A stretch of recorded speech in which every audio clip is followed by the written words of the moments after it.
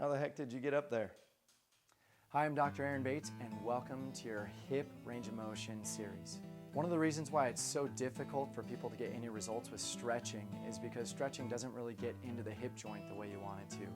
And if we use this band, you can actually see this is a good demonstration of what the human body actually functions like.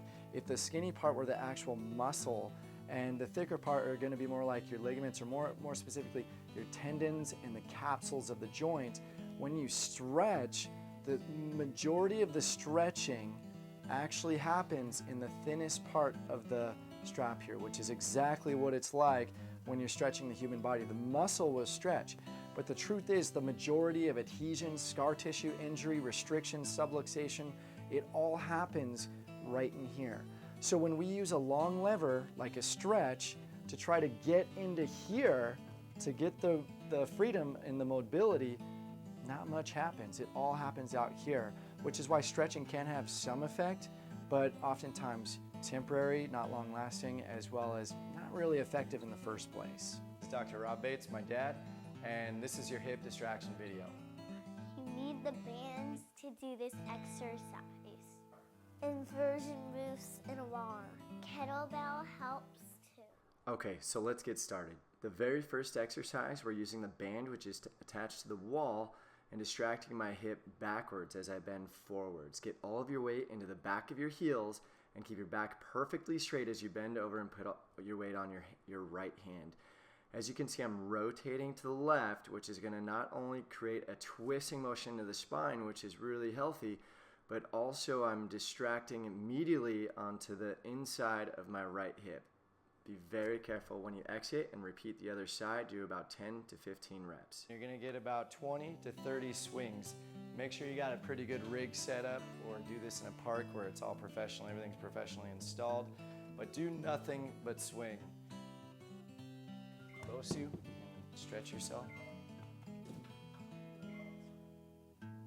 Here we've got a different variation that really helps attraction the anterior part of the hips. Gets really into the core. He's going to pull his stomach in, which is really going to traction on the anterior aspects of his core. Even gets into the shoulders. This one right here might look kind of familiar. This is our lunge and woodpecker sequence.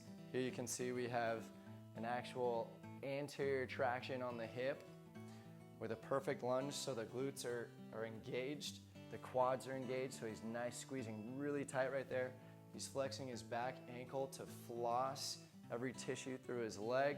He's laterally bending away from the leg he's tractioning.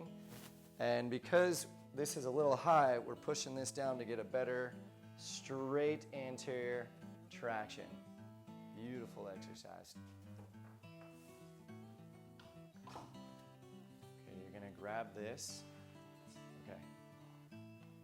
Here we're doing some reverse squats, which are absolutely imperative for creating good stability in the full kinetic chain of your lower extremity. In other words, it's important to have not just good flexibility in your hamstrings, but good strength. The last hip distraction you definitely want to save for last. It's definitely puts the most stress on the hip, which is great.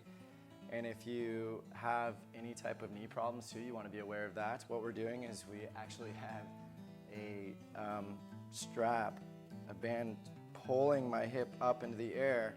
We're going to use this really heavy kettlebell as a cantilever and lean that and prop that up against the wall. And if you're doing this right, it feels great.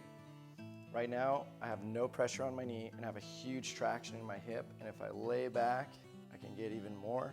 You want to make sure you don't hyper extend your low back as well. Last bonus hip distraction, very advanced. If you have any hip problems, you want to be really careful with this one, or any knee problems as well. As you can see, I've got the band actually distracting me from medial to lateral, so we're actually working the capsule outward.